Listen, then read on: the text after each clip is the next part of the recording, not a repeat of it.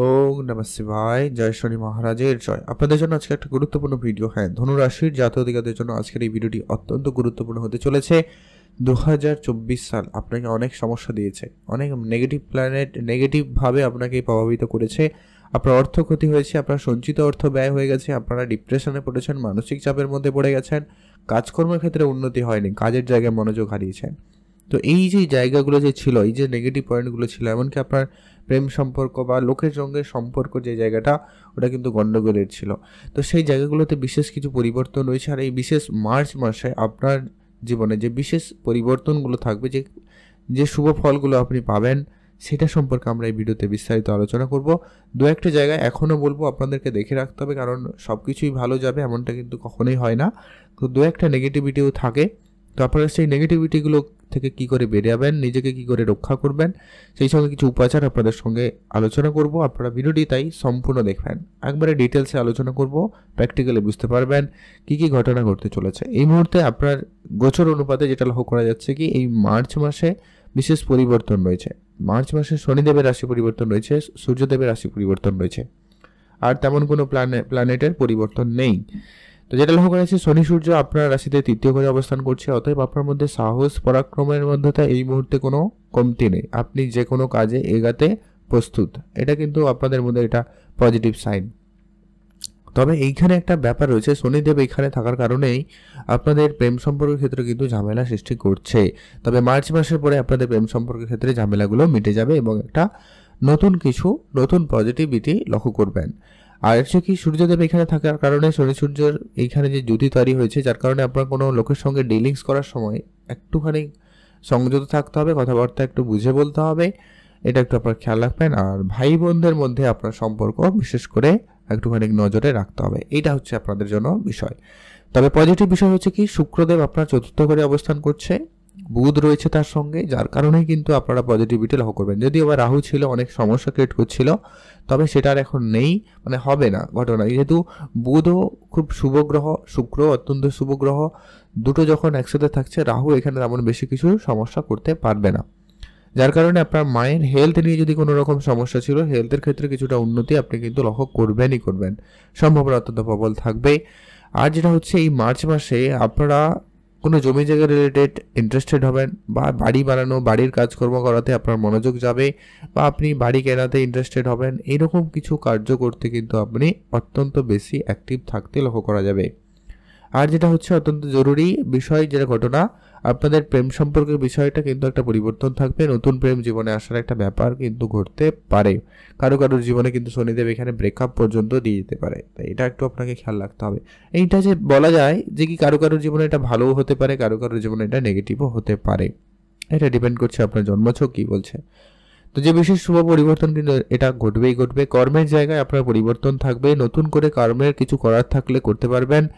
যারা বিশেষ করে কম্পিউটার লাইনে কোনো রকম কাজ করছেন, তাদের ক্ষেত্রে তো অত্যন্ত খুব পজিটিভ। যারা আর্টিস্টিক রয়েছেন, নাচ গান ছবি আঁকা বা যে কোনো রকম শিল্পকলার সঙ্গে যুক্ত রয়েছেন, তাদের ক্ষেত্রে কিন্তু সময়কাল অত্যন্ত পজিটিভ যাবে। আপনারা আপনাদের মতো করে যে কোনো কাজ করতে পারবেন। আপনার বৃহস্পতি শুধু ষষ্ঠ ঘরে রয়েছে, আপনার হেলথ ইস্যুরও একটা ব্যাপার থাকবে। আপনার লিভার জনিত সমস্যা, পেট রিলেটেড সমস্যা, গ্যাস্ট্রিক, বদহজম বা ফ্যাট রিলেটেড সমস্যা কিন্তু আপনাকে বৃহস্পতিদেব দিতে পারে, এটা একটু খেয়াল রাখবেন। তবে এটা ডিপেন্ড করছে আপনার বৃহস্পতিদেব জন্মছকে কেমন। যদি খুব নেগেটিভ হয়, তাহলে কিন্তু আপনাকে সমস্যা ভুগতে হবেই হবে। আর যদি পজিটিভ হয়, ঠিকঠাক থাকে, তাহলে তেমন কোনো সমস্যা নেই।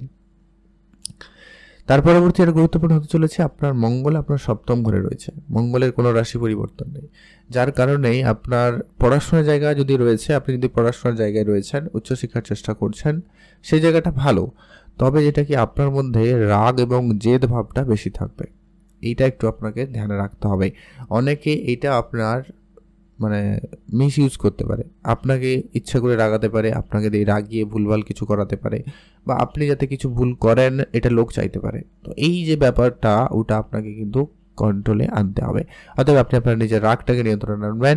আর মঙ্গল এই সপ্তম ঘরে থাকার কারণেই আপনার বিবাহিত সম্পর্কের ভিতরে মাঝে মধ্যে ঝগড়াঝাটির একটা ব্যাপার কিন্তু লক্ষ্য করা যাচ্ছে এখনো, এটা থাকবে। তবে তেমন নেগেটিভ কিছু প্রভাব নেই, ভালোই থাকবে আপনাদের মধ্যে। মাঝে মধ্যে ঝগড়াঝাটি প্রেম সম্পর্কে, বিবাহিত সম্পর্কে ভালোর দিকে নিয়ে যায়।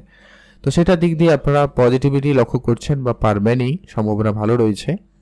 আর যেটা হচ্ছে আপনাদের অর্থ সঞ্চয় ভাগ্য, যেটা আপনারা অনেক চেষ্টা করার পরে অর্থ সঞ্চয় করতে পারছিলেন না, এবার কিন্তু আপনাদের কাছে সেই সুযোগটা থাকবেই থাকবে।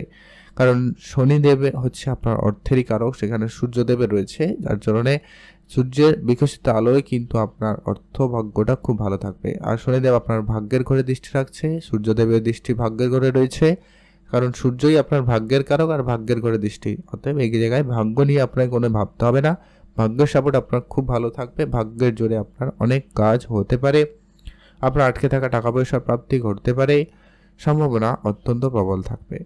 আর কেতু রয়েছে আপনার কর্মস্থানে, তাই মাঝে মধ্যে আপনার মাইন্ড সুইং করবে। তাই আপনারা এখানে কয়েকটা উপাচার বলবো, যেগুলো আপনারা অবশ্যই ফলো করবেন, যাতে আপনি বিষয়টাকে কন্ট্রোলে আনতে পারেন।